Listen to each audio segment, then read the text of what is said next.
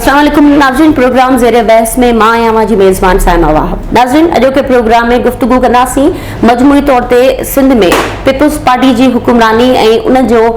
सिंध में जेको आहे उन जी कारकर्दगी कीअं आहे ऐं मख़सूस अगरि असां ॻाल्हि ॿोल कयूं त उन में असां नौजवाननि जे हवाले सां ॻाल्हि ॿोल कंदासीं त सिंध में नौजवाननि जो छा मुस्तक़बिल आहे। पीपल्स पार्टी 11-12 सालनि खां इक़्तिदार में आहे ऐं हुननि सिंध जे नौजवाननि खे छा ॾिनो आहे। उन खां अलावा मजमूई तौर ते सिंध जी सियासी समाजी मुआशी सूरतहाल ते बि ॻाल्हि कंदासीं। अॼोके प्रोग्राम में मुंहिंजा महिमान आहिनि सीएम जा स्पेशल असिस्टेंट आहिनि ऐं पीपल्स यूथ ऑर्गेनाइज़ेशन जा प्रेसिडेंट आहिनि जनाब जावेद लगारी साहब। जीअं त मूं पंहिंजे इंट्रो में ॻाल्हि कई त ख़ासि तौर ते तव्हां जे पोर्टफोलियो सां रिलेटेड आहियो त तव्हां वटि हिन वक़्तु यूथ जो जेको आहे वॾी ज़िम्मेदारी आहे। तव्हां पीपल्स यूथ ऑर्गेनाइज़ेशन जा प्रेसिडेंट बि आहियो। सभ खां पहिरीं मूंखे ॿुधायो त तव्हांजी जेको ऑर्गेनाइज़ेशन आहे उन जो कमु छा आहे ऐं वजूद में कीअं आहे ऐं उहो कीअं सर्कुलेट करे पूरे सिंध में। ॾिसो, पीपल्स यूथ ऑर्गेनाइज़ेशन जेका आहे उहा पाकिस्तान पीपल्स पार्टी जी हिकिड़ी ज़ैली विंग आहे। लेट 80s में शहीद राणी मोहतरमा बेनज़ीर भुट्टो जॾहिं MRD जी मूवमेंट हली पई उन खां पोइ इन जो बुनियादु रखियो ऐं बेसिकली पीपल्स पार्टी में स्टूडेंट फेडरेशन हूंदी हुई, उन खां पोइ लेडीज़ विंग ठही, ईअं मुख़्तलिफ़ ॿियूं ज़ैली विंगूं ठहियूं। यूथ ऑर्गेनाइज़ेशन जो बुनियादी जेको पर्पज़ हो हुनजे फॉर्मेशन जो उहो ई हो त यूथ खे मोटिवेट कजे, इंगेज कजे। छा आहे त यूथ जेको आहे तमामु वॾो सेगमेंट आहे पॉपुलेशन जो, उन जा काफ़ी मसाइल बि आहिनि, उन्हनि सां एजुकेशन जा उन्हनि जा मसइला आहिनि, उन्हनि जी जॉब्स जा मसइला आहिनि, उन्हनि जी फ्यूचर प्लानिंग जा मसइला आहिनि। त उनखे जेको आहे उहो ॾिसण लाइ मोहतरमा बेनज़ीर भुट्टो साहिबा हिन खे फॉर्म कयो। ज़ाहिर आहे हीअ हिकिड़ी सियासी विंग हुई, काफ़ी माण्हू हिन में एक्टिव रहिया, जेके प्रेसिडेंट्स हुआ उहे काफ़ी वॾनि पोस्टनि ते बि रहिया ऐं इहो ईअं हलंदो रहियो सिस्टम। परवेज़ मुशर्रफ जे ख़िलाफ़ु जेका जदोजहद हुई उन में बि पीपल्स यूथ तमामु घणी महिनत कई। जाम सादिक अली जो ज़मानो हो, पीपल्स पार्टी जे अगेंस्ट तमामु घणा जेके थिया इहे जेके कार्रवायूं थियूं, इंतकामी कार्रवायूं, उन्हनि में पीपल्स यूथ तमामु एक्टिवेट रही। त हाणे अल्हम्दुलिल्लाह पीपल्स यूथ हिकिड़ी मैच्योर ऑर्गेनाइज़ेशन आहे, पीपल्स पार्टी जी रीढ़ जी हड्डी आहे। मेजर जेको कमु आहे पीपल्स पार्टी जो इलेक्शन ईयरिंग आहे या कैंपेन आहे या मास मोबिलाइज़ेशन आहे या सोशल मीडिया आहे, उन में पीपल्स यूथ तमामु घणो एक्टिवली पार्टिसिपेट कंदी आहे। चेयरमैन बिलावल भुट्टो ज़रदारी साहब डायरेक्टली हिनखे ॾिसंदो आहे, हिनखे फोकस कंदो आहे, पीपल्स पार्टी जी सेंट्रल कैबिनेट हिनखे ॾिसंदी आहे। त ओवरऑल सम्झो पीपल्स पार्टी जो तमामु वॾो जेको कमु आहे उहो पीपल्स यूथ ऑर्गेनाइज़ेशन कंदी आहे। ठीकु आहे। जीअं त तव्हां ॻाल्हि कई त रीढ़ जी हड्डी आहे पीपल्स पार्टी जी, त मां इहो तव्हांखे पुछणु चाहींदसि त तव्हां जीअं ॾिसो यूथ आहे ऐं तव्हांजी ज़ाहिर तव्हांजी क़यादत बि बिलावल भुट्टो साहब पाण जवाननि ऐं उन यूथ खे ॾिसनि पिया, यूथ इशूज़ खे उहो नज़र में रखनि पिया। तव्हां सम्झो था त गुज़िरियल केतिरे अरसे खां जेसि ताईं पीपल्स पार्टी हुकूमत जॾहिं खां आई आहे उन्हनि यूथ खे हमेशह एतिरी प्रायोरिटी लिस्ट ते न रखियो, न ई एतिरी उन्हनि अवलियत ॾिनी, छो त अॼु बि सिंध जो जेको नौजवान आहे उहो बुख बदहाली जो शिकार आहे। उन्हनि वटि तालीम कोन्हे, जॉब्स कोन्हनि, मयारी तालीम उन्हनि खे नथी मिले, सिहत कोन्हे। अगरि उहो तालीम कीअं करे अचीव करे बचनि था त तव्हां सम्झो था त उन्हनि खे वरी जॉब्स, उनजे अलावा स्पोर्ट्स, खोड़ सारा सेगमेंट जेके यूथ सां रिलेटेड आहिनि। तव्हां सम्झो था त यूथ खे उहो सभु शयूं पीपल्स पार्टी डिलीवर करे सघी आहे। ॾिसो, पीपल्स पार्टी 2008 खां जेको आहे उहो रूलिंग पार्टी आहे सिंध में। 2008 खां पहिरियां जा हालात ऐं हिन वक़्त जे हालात में काफ़ी फ़र्क़ु पियो आहे। मां जीअं चवां जॉब्स जे हवाले सां ॾिसो, पीपल्स पार्टी जी सिंध जी हुकूमत लखनि जी तादाद में नौकरियूं ॾिनियूं, सिंध जे नौजवाननि खे ॾिनियूं। छो त लास्ट टाइम सिंध में 1993 खां वठी 1997 ताईं जेका पीपल्स पार्टी जी हुकूमत हुई, मोहतरमा बेनज़ीर भुट्टो साहिबा उनजी प्राइम मिनिस्टर हुई, उन ज़माने में नौकरियूं मिलियूं हुयूं सिंध जे अवाम खे। उन खां पोइ वरी परवेज़ मुशर्रफ जो सॼो पीरियड हुन में सिंध जे माण्हुनि खे नौकरियूं न मिलियूं हुयूं। पर पीपल्स पार्टी जी हुकूमत 2008 में अची नौकरियूं ॾिनियूं, 2013 में ॾिनूं, 2017-18 ताईं नौकरियूं माण्हुनि खे मिलियूं आहिनि लखनि जी तादाद में। त इहो बि जॉब्स सिंध जे बेरोज़गारनि खे ई मिलियूं हुयूं, नौजवाननि खे मिलियूं हुयूं। हिकिड़ो ॿियो आउं तव्हांखे ॿुधायां त पीपल्स पार्टी बेनज़ीर भुट्टो शहीद यूथ डेवलपमेंट प्रोग्राम लॉन्च कयो 2008-9 में ऐं उहो अञा ताईं जारी आहे। उन में स्किल एजुकेशन जेका आहे स्किल डेवलपमेंट कयूं ऐं चवंदो लखनि जी तादाद में स्किल्ड जेको लेबर ठहिया मां ॿुधायां थो तव्हांखे जीअं टेक्निकल एजुकेशन उन्हनि खे ॾिनी वई उनखे वर्ल्ड बैंक सां हुनजो तालुक़ु रहियो वर्ल्ड बैंक उनखे ॾिसंदी रही मुख़्तलिफ़ NGOs उन्हनि खे ॾिसंदियूं रहियूं ऐं उन्हनि चयो त हा बहितरीनु प्रोग्राम आहे जेको हले थो उन में ॾिसो न गर्ल्स लाइ बि मेकअप जूं ट्रेनिंग्स उन्हनि खे ॾिनियूं हुयूं सिलाई कढ़ाई जूं ट्रेनिंग्स उन्हनि खे ॾिनियूं हुयूं या हैंडीक्राफ्ट्स जूं जेके आहिनि उहे उन्हनि खे ॾिनियूं हुयूं गर्ल्स खे ईअं बॉयज़ खे कंप्यूटर साइंस जी एजुकेशन ॾिनी वई लेथ मशीन जी ट्रेनिंग ॾिनी वई काफ़ी मूंखे नाला उन्हनि जा यादि न आहिनि पर अहिड़ा उन्हनि जा जेके सेक्टर्स हुआ जेके मिसिंग हुआ सिंधी माण्हू खां ॿहिराड़ियुनि में उहे ॾिना विया उन्हनि काफ़ी माण्हू अची हिते कराची में पोइ कमाइणु शुरू थियो पेट्रोलियम जेका इंडस्ट्री हुई उन में असांजा माण्हू विया जेका क्लॉथ जी जेका इंडस्ट्री हुई उन में असांजा माण्हू विया त काफ़ी शयूं तब्दील थियूं आहिनि ॿी ॻाल्हि तव्हांखे ॿुधायां ॾिसो सिंध में लोकल गवर्नमेंट निज़ाम आयो उन में बि सिंध में पहिरें दफ़ा यूथ लाइ अलॻि कोटा ॾिनो वियो त 25 सालनि ताईं जेको नौजवान आहे उन खे यूथ जी कोटा रखी वई हर काउंसिल में उन खां पहिरियों ईअं न हो जॉब्स जे हवाले सां मूं तव्हांखे ॿुधायो त लखनि जी तादाद में ॾिनियूं वियूं आहिनि हाणे वरी पीपल्स पार्टी जी हुकूमत इनिशिएट कयूं आहिनि हींअर कमेटियूं ठाहियूं आहिनि त असां मेरिट बेस्ड जेके आहिनि उहे नौकरियूं ॾियूं नौजवाननि खे पीपल्स पार्टी एतिरो त फोकस कंदी आहे त वाहिद पीपल्स पार्टी में यूथ विंग आहे जेका कंहिं बि पार्टी में कमु करे थी तव्हां ॿियनि पार्टियुनि में तव्हां यूथ विंग जो नालो न ॿुधो हूंदो आई एम श्योर पर तव्हांखे पीपल्स पार्टी में यूथ विंग तव्हांखे हर वक़्तु नज़र ईंदी छो त पीपल्स पार्टी जी नौजवान लीडरशिप चेयरमैन बिलावल भुट्टो ज़रदारी साहब पाण उनखे फोकस कंदा आहिनि त तव्हांखे हर जॻह ते यूथ नज़र ईंदी आहे ॿिए पंजाब में तव्हां वञो तव्हांखे न पार्टी लेवल ते न गवर्नमेंट लेवल ते तव्हांखे यूथ नज़र ईंदी उहो त तव्हां सही था चओ पर आउं सम्झां थी त पीपल्स पार्टी जी ॾिसो हाणे नौजवान क़यादत उनखे मिली आहे ऐं तव्हां चओ था त यूथ अफेयर्स ते बिलावल साहब पाण उनखे फोकस कनि पिया पर तव्हां सम्झो था सिर्फ़ु फोकस करण सां छा अमली तौर ते तव्हां अहिड़ो छा कयो पिया नौजवाननि लाइ जो सिंध जा नौजवान बिल्कुलु मायूस आहिनि एतिरा शदीद मायूस आहिनि जो हू इहे सम्झो त हुन ख़ुदकुशियूं करण ते मजबूर आहिनि ऐं तव्हां ॾिसो सिंध जे ज़िलनि में वञी करे तव्हां ॾिसो त माना सिर्फ़ु पीपल्स पार्टी इहो त सरकारी नौकरियूं छो प्राइवेट जेके सेक्टर्स थियनि था उन्हनि में उन्हनि जी स्किल एजुकेशन अगरि तव्हां चओ था त एतिरी थी आहे त असांखे त नज़र कोन अचे उहो कहिड़ी स्किल एजुकेशन थी आहे ॾिसो तव्हां हिकिड़ी ॻाल्हि ज़हन में रखो त सिंध में या पाकिस्तान में 65% जेका पॉपुलेशन आहे उहा यूथ आहे ठीकु आहे हाणे असांजी ओवरऑल पॉपुलेशन ऑलरेडी प्रॉब्लम में आहे हिकिड़ो त रिसोर्सिस जी कमी आहे बजट फाइनेंस जा इशूज़ आहिनि उहो पूरे पाकिस्तान में आहिनि ईअं सिंध सां बि सेम कंडीशन आहे छो त सिंध पाकिस्तान जो हिसो आहे उन खां ॿाहिरि कोन्हे रिसोर्सिस जी जेका ॻाल्हि कयां थो त हाणे लखनि जी किरोड़नि जी तादाद में नौजवान आहिनि ऐं नौकरियूं तव्हां वटि जॉब्स जेके आहिनि उहे हार्डली हूंदियूं 20,000 25,000 30,000 40,000 50,000 ऐं तव्हां वटि एप्लीकेंट्स जेके आहिनि उहे आहिनि मिलियंस में त हाणे उन्हनि खे ज़ाहिर अकोमोडेट करणु हिकिड़ो मसइलो आहे मूं जीअं चयो त रिसोर्सिस जो इशू आहे ॾिसो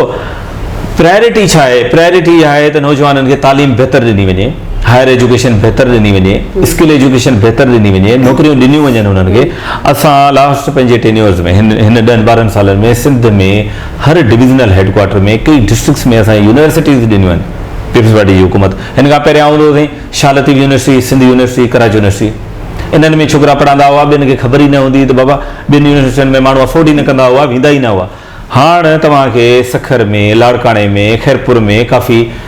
इवन ठट्टे में इवन सांगड़ में असां वटि थरपारकर में दादू में शिकारपुर में ईअं मुख़्तलिफ़ कैंपसिस ओपन थिया आहिनि मुख़्तलिफ़ वॾियूं यूनिवर्सिटीज़ ओपन थियूं आहिनि जिते नौजवान पढ़नि था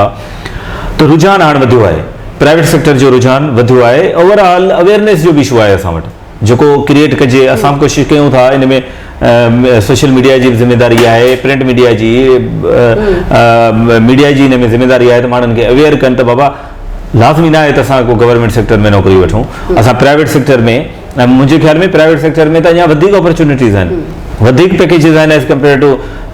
गवर्नमेंट सेक्टर त इहो अवेयरनेस जो मसइलो आहे पर इहो न आहे त फोकस न आहे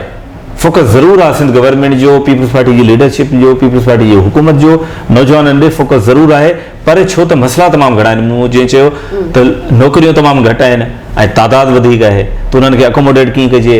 इहो वॾो इशू आहे अच्छा जीअं त तव्हां ॻाल्हि कई त रिसोर्सिस जी कमी आहे ऐं अवेयरनेस जी खोट आहे पर तव्हां सम्झो था त जेको बेसिक जेको जी तव्हां ॻाल्हि कई त 65% यूथ आहे त यूथ लाइ जेका पीपल्स पार्टी ज़िम्मेदारी थिए थी तव्हां बहस हिते हिकिड़ो कारकुन बहस हिते हिकिड़ो आम इंसान थी करे शहरी थी करे ॾिसो तव्हां सेटिस्फाइड आहियो पीपल्स पार्टी जी कारकर्दगी आहे हुनजी पॉलिसीज़ जी प्रायोरिटी लिस्ट ते करे यूथ रही आहे ॾिसो बीइंग वर्कर तव्हां ज़ाहिर सेटिस्फाइड आहियां ऐं मां कंपेयर कयां थो लास्ट 10 years जेके हुआ अरबाब गुलाम रहीम जो दौर हो परवेज़ मुशर्रफ जे ज़माने में या उन खां अॻु में MKM जो जेको दौर रहियो उन खां ही असांजी हुकूमत 100 दफ़ा बहितर आहे उन जो रीज़न इहो आहे त मूं जीअं तव्हांखे चयो त तव्हां भले फैक्ट्स ऐं फिगर्स वठी वठो ऑफिशियल्स त लखनि जी तादाद में माण्हुनि खे नौकरियूं मिलियूं आहिनि सिर्फ़ु नौकरी मसलो न मां आहे उहो चवां थो वरी एजुकेशन ॾिसो न यूथ जो वॾे में वॾो इशू छा आहे एम्प्लॉयमेंट एजुकेशन एम्प्लॉयमेंट मेजोरिटी इहो तव्हां सर्वे करायो अॼु 100 नौजवाननि खां पुछो तुंहिंजो मसइलो छा आहे त उहो चवंदो अथई नौकरी इशू आहे या तालीम इशू आहे ठीकु आहे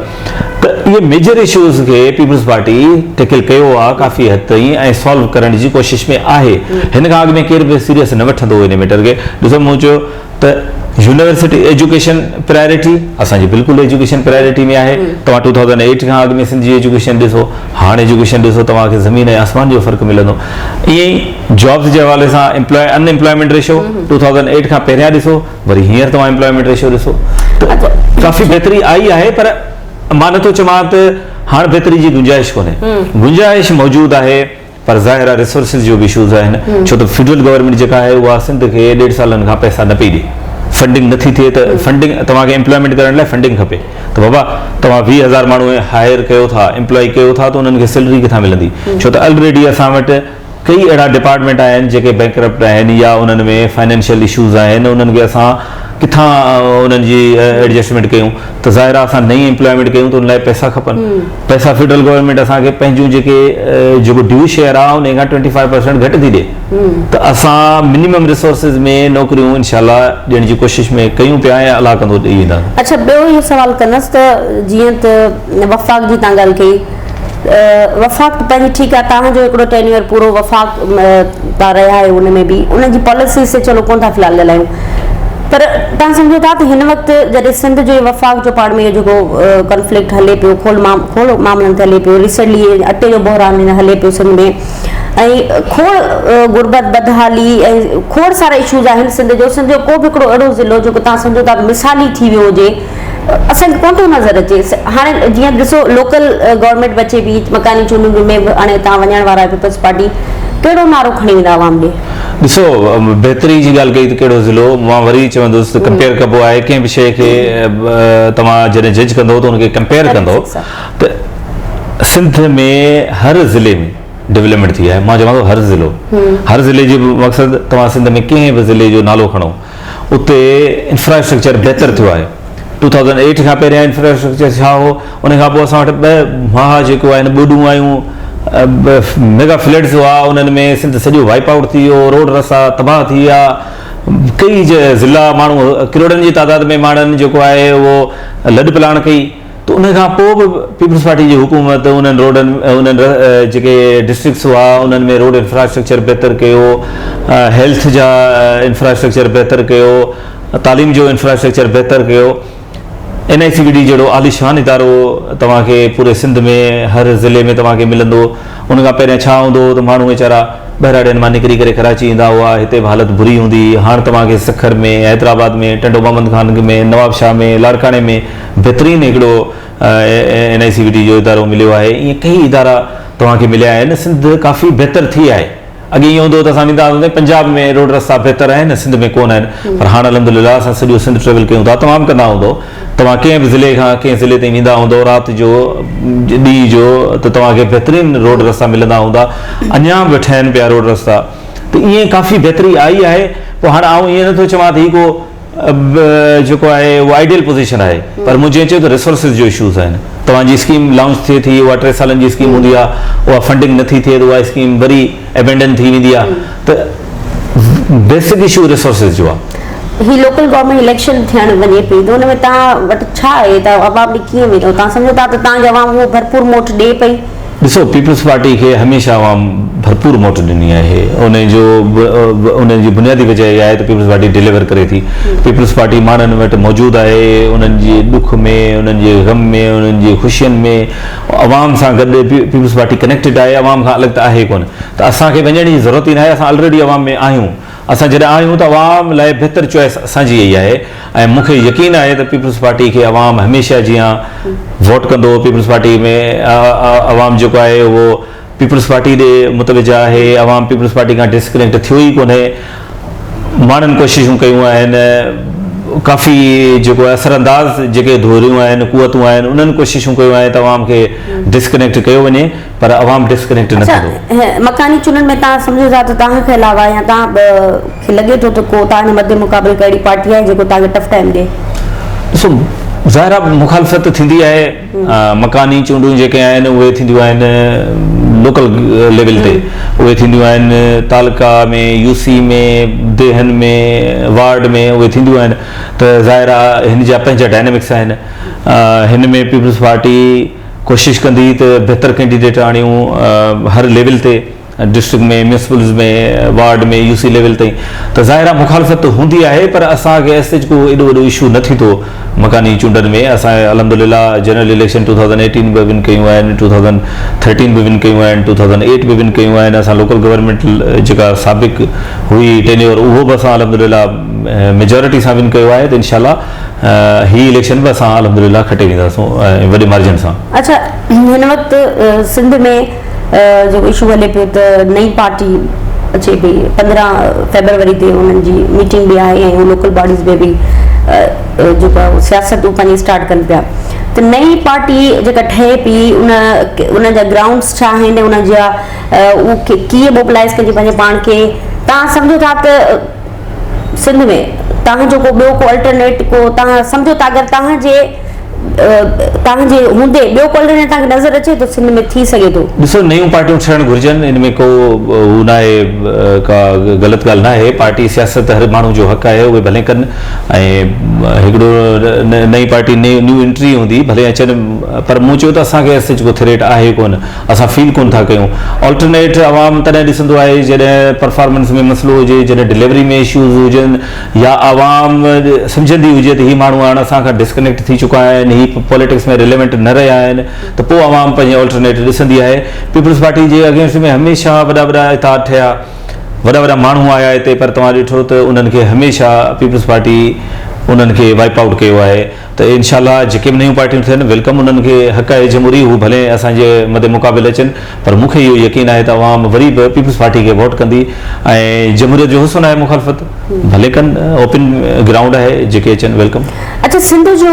वफ़ाक़ सां आख़िर तकरार छा आहे बुनियादी कहिड़ो तकरार आहे ॾिसो तकरार त हाणे ज़ाहिर आहे हिकिड़ो हिस्टोरिकल तकरार असांजो रहियो आहे फेडरेशन सां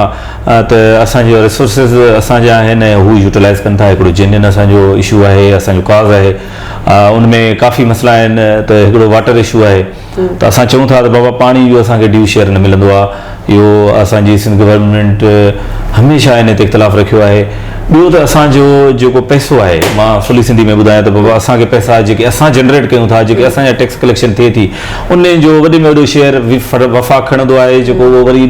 वफ़ाक़ पाण वटि यूटिलाइज़ कंदो आहे वरी या ॿियनि सूबनि में विराईंदो आहे त असांखे उतां बि पंहिंजे ड्यू शेयर मां बि रिसोर्सिस घटि था अचनि गैस जो आहे वॾे में वॾो इशू त गैस जेका आहे उहा असां चऊं था त बाबा हीअ नेचुरल गैस सिंध 75% प्रोड्यूस करे थी